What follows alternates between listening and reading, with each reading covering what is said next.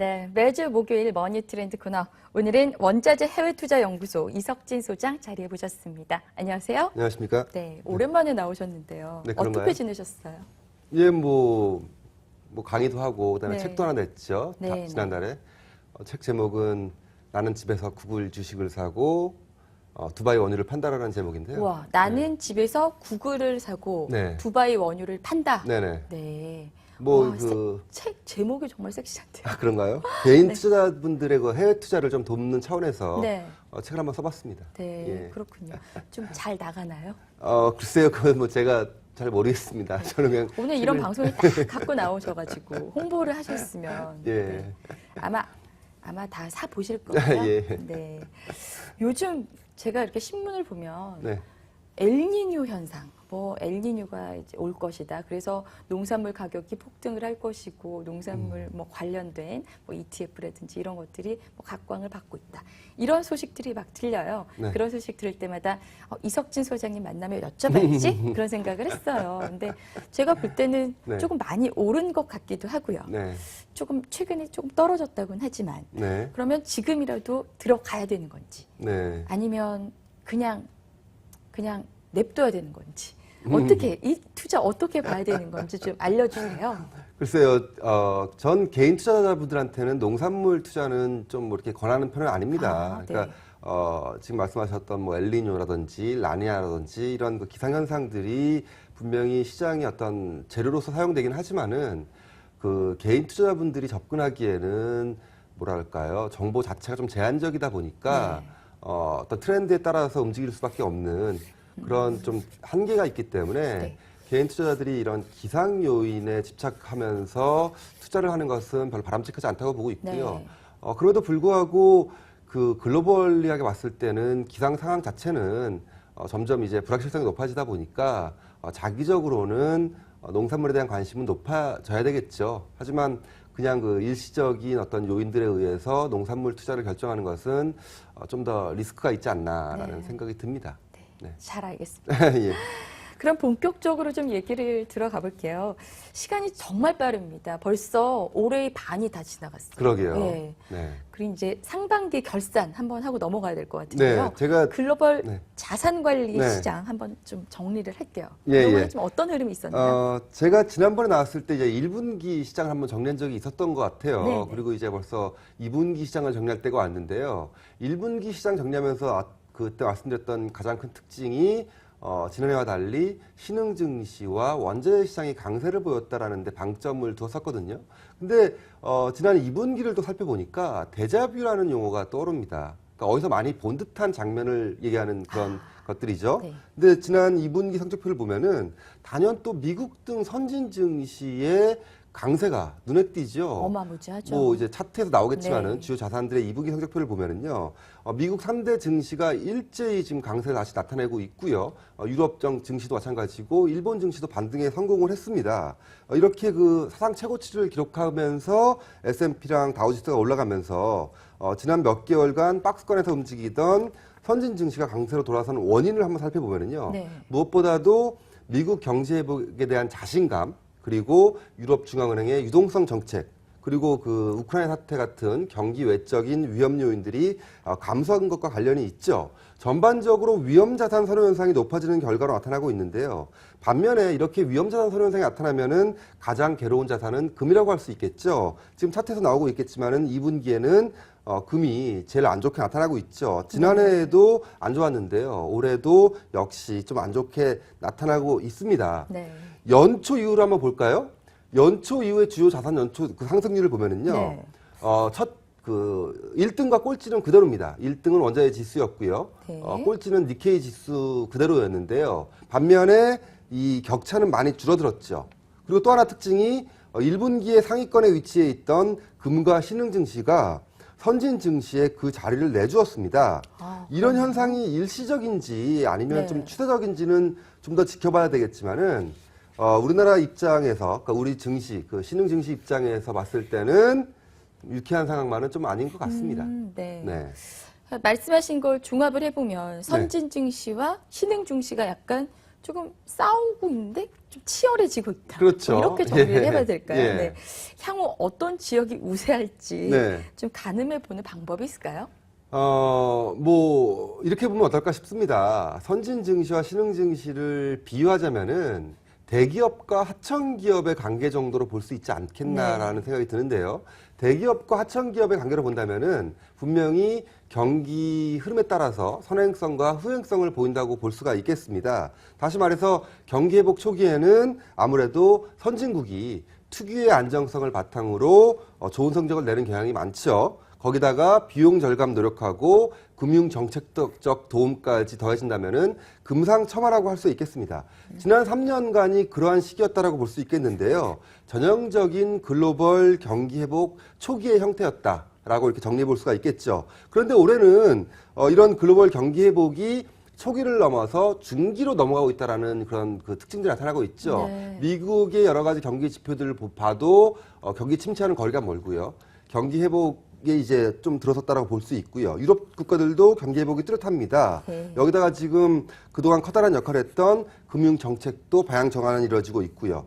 상반기까지는 몰라도 하반기부터는 좀 더 경기 회복이 완연해지면서 신흥국 쪽으로 모멘텀이 넘어갈 가능성을 주시해 볼 가능성이 있겠고요. 그렇게 봤을 때는 하반기에는 오히려 선진국보다 신흥국 쪽의 가능성이 더 높아 보인다라고 볼 수 있겠죠. 여기에 근데 한 가지 전제가 필요합니다. 네. 그 대기업이 무너지면은 하청기업도 무너질 수밖에 없듯이 네, 네. 선진국 경기가 여전히 하반기에도 탄탄한 흐름을 가야지만 네, 네. 신흥국의 어떤 모멘텀도 더 좋아질 수 있다는 점을 꼭 짚고 넘어가야 될 것 같습니다. 네, 그렇죠. 이게 대기업이 좋아진다고 하청기업이 꼭 좋아지는 건 아니거든요. 그러니까 윗물에서 이렇게 아랫물로 그렇죠. 잘 내려와야 되는데. 네, 지난 3년간이 그랬죠. 네, 네. 그렇습니다.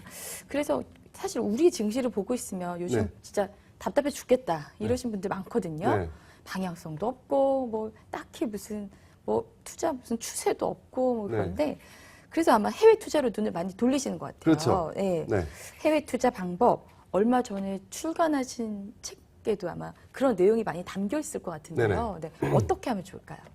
뭐 기자님 같은 경우는 선진 증시나 해외 이런 신흥 증시에 투자하고 싶다면은 어떤 방법을 이용하시겠어요? 전 잘 모르니까 주로 펀드. 펀드는 많이 물려 있어가지고 네. 그 트라우마가 너무 커요. 아, 그래요? 그래서 예. ETF 쪽을 요즘 아, 관심 예. 있게 보고 있습니다. 예, 아주 현명한 선택이신데요. 네.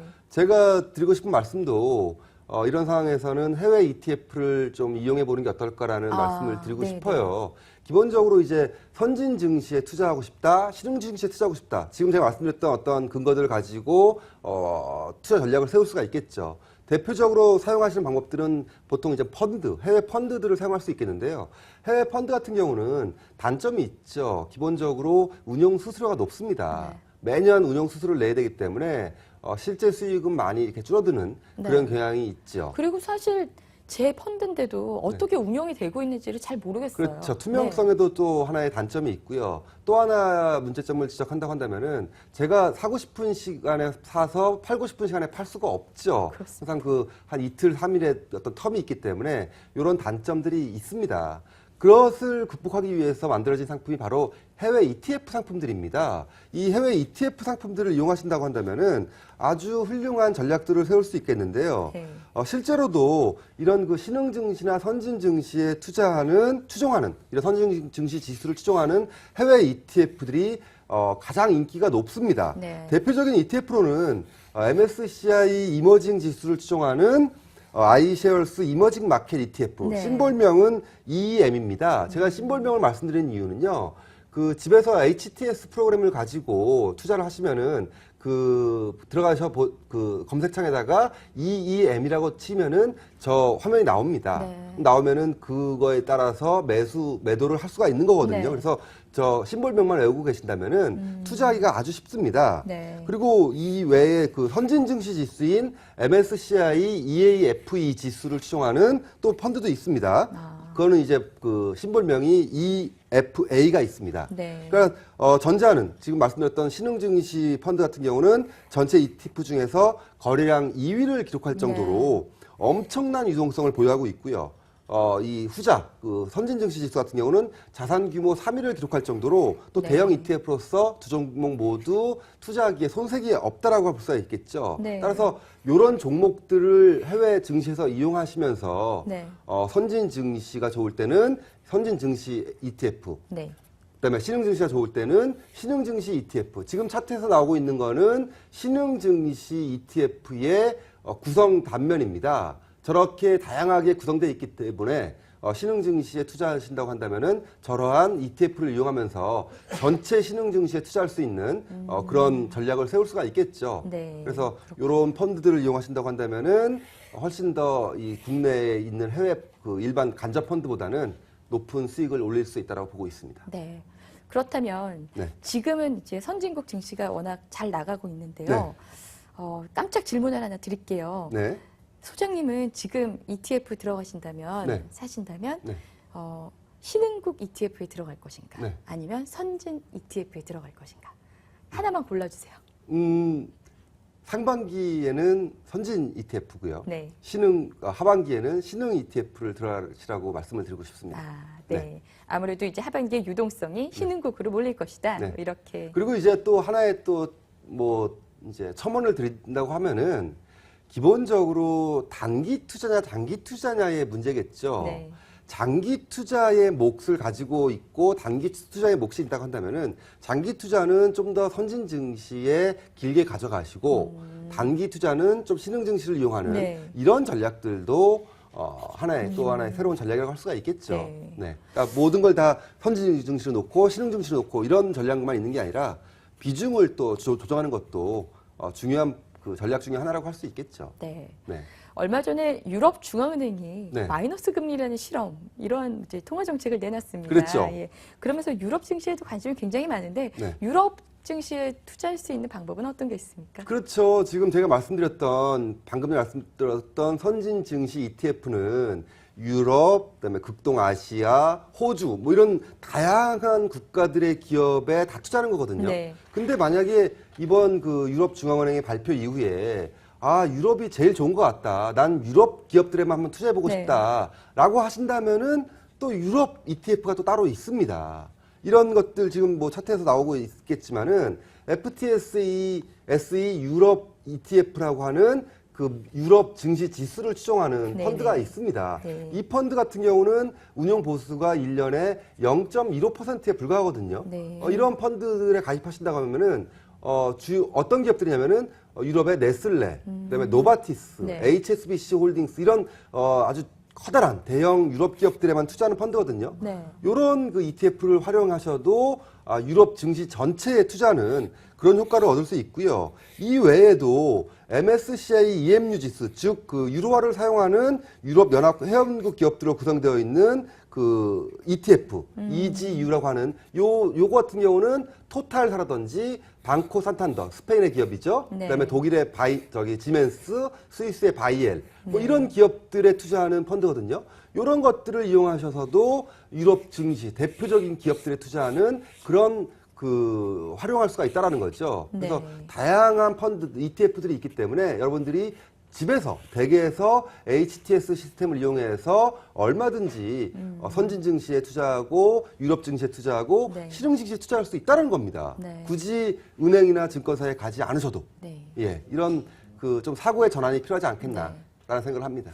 유럽이 돈을 풀면 유럽 증시가 오를까?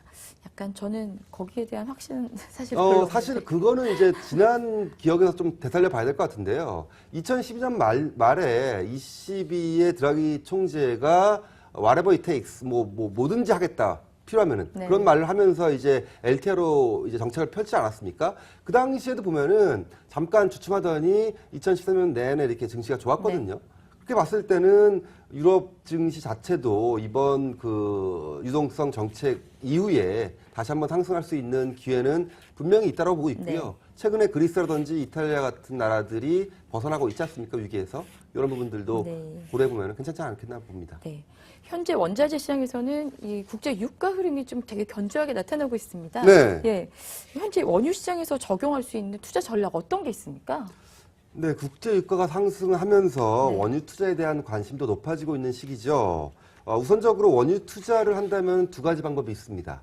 직접 유가에 투자하는 방법이 네. 있을 거고요. 또 하나는 원유를 생산하는 기업에 투자하는 방법이 있을 겁니다. 우선적으로 봤을 때 원유 자체에 투자한다는 거는 지정학적 리스크가 높아진다든지 네. 아니면은 원유 공급에 문제가 생긴다든지 이런 이슈가 퍼졌을 때 원유 자체에 투자하는 게 매력이 있는데요. 최근 같은 경우는 유가가 안정적인 흐름을 보이고 있고 유가의 수요가 늘지 않고 있기 때문에 유가 자체가 급등할 가능성은 높지 않아 보입니다. 이럴 때 대안은 역시 원유 생산 기업에 투자하는 방법인데요. 원유 생산 기업에 투자하는 게 올해는 괜찮아 보이는데 이유는 전반적인 평균 유가가 상승하고 있다는 점이죠. 기업들의 마진이 높아질 수 있다는 점입니다. 따라서 기업들의 마진이 높아지라고 봤을 때는 올해 같은 경우에는 원유 생산 기업에 투자하는 그 펀드가 훨씬 더 낫지 않겠나라는 네. 생각이 듭니다. 알겠습니다. 소장님 오늘 주옥 같은 말씀 고맙습니다. 네, 고맙습니다. 네. 오늘 기고만장 여기까지 준비했습니다. 내일은 코앞에 닥친 브라질 월드컵 수제주 알아보는 시간 가지겠습니다. 많은 시청 부탁드리고요. 저는 여기서 인사드리겠습니다. 시청해주신 여러분 고맙습니다.